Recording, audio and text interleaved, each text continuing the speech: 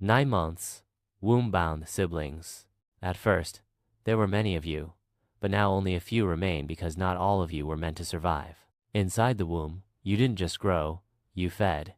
Not on your mother, but on unfertilized eggs produced just for you. Some of your siblings weren't as lucky. The strongest grew, and the weaker ones didn't. Now, you are ready. The walls around you contract, pushing you forward, and suddenly, the warmth of the womb is gone. Water rushes against your skin, filling the space around you. There is no mother waiting for you, no siblings to stay by your side. The moment you entered this world, you became just another predator in the deep. And, right now, you're a small one. Something moves nearby, a flicker of movement just outside your vision. You don't see it, but you feel it. Tiny electric pulses flicker in the water. They are barely noticeable, but your snout picks them up. This is going to be your first hunt. You slowly move toward the signal, because your body isn't built for speed. You actually don't need speed, you just need to get close. Then, you strike. Your jaw launches forward, far beyond your mouth, and your teeth snap shut around something that moves for a second before going still. You pull your jaw back, swallowing your first meal whole. You don't think about what it was. A fish? A crustacean? Maybe even another goblin shark born just seconds too late. And now, for the first time, you flick your tail and push yourself forward. There is no place to hide here, so you sink lower, disappearing into the dark. It has been a few weeks since you were born, and you are getting better at surviving in the dark. The deep is quiet, but it is never empty. You are small and easy to miss, which is exactly how you survive. You don't move much. Instead, you let the ocean carry you. Your body floats easily because of the thick oil inside your liver. The less energy you waste, the better. Then, something moves. A dim shape flickers in and out of view. You don't react right away. You let your snout do the work. Faint electric signals pulse through the water, too steady to be a struggling fish and too slow to be prey. You drift closer until the shape becomes clear. It looks strange. Its body is dark, but its head is completely clear. It's a barrel-eye fish. Through the glassy dome of its skull, its green eyes shine like dim lights. It doesn't swim like other fish. Instead, it floats in place, with its eyes locked on something above. You don't know what it's watching, and you don't care. You're more focused on how you're going to eat it. You move a little closer, waiting to see if it reacts. But before you can get near, it moves. Its fins tilt slightly, and in one smooth motion, it swims away, disappearing into the dark. You hesitate for a moment, wondering if you should follow. But there's no point, because you're not fast enough. You stay where you are, letting the moment pass. But the encounter stays in your mind. You are not alone down here. Now, you are a few months old, stronger than before, but still small enough to be a target. You are getting better at hunting, but you still have a lot to learn. The deep sea is full of creatures that don't move much, and that suits you just fine. Drifting near the seafloor, you sense something ahead. It's small, barely moving, and hidden in the sand. You move closer, carefully trying to keep your body still. When you are close enough, you strike.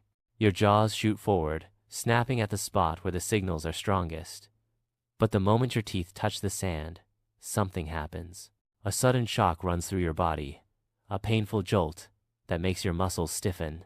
The sand bursts apart, and before you can react, the creature shoots away in a cloud of dirt and debris. You stay frozen for a moment, trying to understand what just happened. The signals are gone. Whatever was there escaped. It wasn't just any fish. It was a stargazer, a predator that buries itself in the sand and waits for prey to get too close. You thought you were the hunter, but instead, you walked right into its trap. And the shock? That wasn't an accident. Stargazers can produce electricity to stun their enemies. You shake off the feeling and move away, embarrassed, though no one is watching. This time, you were too confident. You won't make the same mistake again. At 6 months old, you're starting to see things that make no sense. The deep sea is dark, but sometimes something breaks the darkness. Light, faint and distant, glowing in the water like a signal. You don't see light often, And when you do, it means one of two things: food or danger. Drifting in the open water, you notice something ahead. A soft blue glow pulsing slowly in the distance. It is too smooth to be another fish. It doesn't move like prey. You don't know what it is, but you are curious. You move closer, careful not to get too close too quick. The glow becomes clearer. It's not a fish. It's something much bigger. It is a deep-sea jellyfish. You stop and watch. You have never seen anything like it before. Then, without warning, the glow changes. It flares bright, then bursts outward in a wave of pulsing light. You don't wait to find out what it means. You move back just in time to see long, nearly invisible tentacles stretch toward the space where you just were. You don't need to get any closer to know what would have happened if you had stayed. The light fades again, going back to the soft, steady pulse it had before. The jellyfish continues floating, waiting for something else to come too close. You turn and drift away, leaving it behind. You don't know if it was hunting or just trying to defend itself. 1-year-old, learning to steal. After some time swimming around, a smell reaches you. It's faint at first, but it gets stronger as you move forward. You follow it, letting the current guide you until a shape begins to form ahead. It is larger than anything you have ever seen before. The closer you get, the more you understand. It is a whale, or at least what is left of one. Its body is slowly sinking, while chunks of flesh are torn away by creatures that found it before you. You're not alone. Small scavengers pick at the softest parts. Tiny crustaceans swarm over the decaying skin, and farther up, a sleeper shark drifts just above the carcass, waiting for its turn. You move closer and open your jaws, testing the flesh with a careful bite. It is different from what you are used to, but it's food. And in the deep sea, food is never guaranteed. Then, the sleeper shark moves. It was watching and waiting to see if you would get too close. Now, it's swimming forward, cutting off your path to the carcass. It's larger and much stronger than you. You have no choice this time. This is not your meal. You back away, keeping your movements very, very slow. The shark, luckily, doesn't follow you. You turn and swim back into the open water. You've learned that not every meal is yours to take, and in the deep, some fights are just not worth having. At 2 years old, you are big enough to hunt larger prey, but sometimes, even the best hunters make mistakes. Something moves ahead, drifting slowly in the water. It's small, and doesn't react when you get closer. It looks like a jellyfish, the kind that floats near the surface, waiting for prey to wander too close. You've seen them before, and know to be careful. Your snout picks up no electric signals. That should be a warning, but you don't think about it. You are hungry, and it looks like easy food, so you decide to eat it. Your jaws snap forward, closing around the strange object. But the moment you bite down, you know something is wrong. It doesn't tear apart like flesh. It doesn't taste like anything at all. It folds under the pressure of your bite, then floats back into shape as you let go. It's not food. You don't know what it is, but it does not belong here. You leave it behind, confused. There is no time to think about things that do not matter. You need real food, and whatever that was, it was not alive. Far above you, at the surface, there are more of these strange objects. They float in the waves and sink slowly into the deep. You will never know where they come from, but one day, when your instincts fail you, just for a second, you might bite the wrong thing again and not be able to spit it out. You are 5 years old now, no longer small and fragile, but in the deep ocean, size doesn't make you safe. The ocean is quiet, but today, something feels different. You are not alone. Giant presence nearby. Faint, familiar signals. It's another shark, not just any shark, but another goblin shark. You have never seen another of your kind before. You do not live in groups. You do not hunt together. You do not need each other. But still, you follow it. The other shark is bigger than you, older, and more experienced. It does not react to you, and doesn't change its course. It moves forward without hesitation, ignoring everything around it.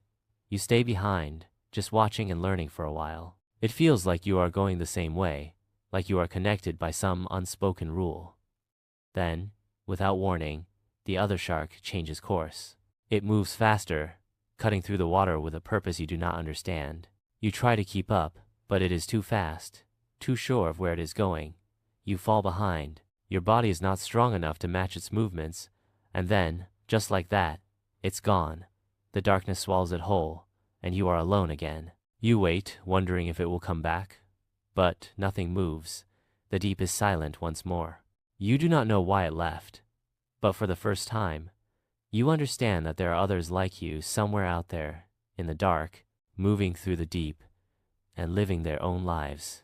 You may never see another goblin shark again, or maybe one day, when you are older, stronger, and larger, another will find you, and this time, you will be the one who disappears first. You stay in place a little longer, scanning the darkness, but there is nothing left. The ocean has swallowed the other shark as if it were never there. Still, you hesitate. You have followed the same currents, drifted through the same waters, but now it is gone. Was it hunting, fleeing, searching for something? You do not know. A part of you wonders if it ever noticed you at all. You push forward again, but something feels different. For the first time, the deep does not feel entirely empty. The thought lingers. There are others, maybe watching, maybe passing just out of reach, maybe drifting along the same unseen path. But the deep does not bring answers. It only brings more dark water ahead, stretching forever.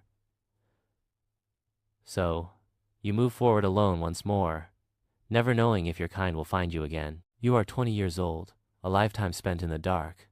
The deep hasn't changed, but you have.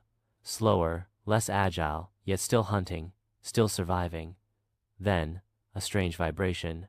Not a fish, not a predator, something else. Before you react, it wraps around you. A crushing force pulls you upward. The water thins, pressure fades. Then light, it burns. You thrash, but it's useless. The deep never cared. The year is 1898. A strange shark is hauled onto a fishing boat in Sagami Bay, Japan. Ship Master Alan Austin hands it to scientists. It's something new, never seen before. You're the first goblin shark ever discovered. For them, it's history. For you, it's the end.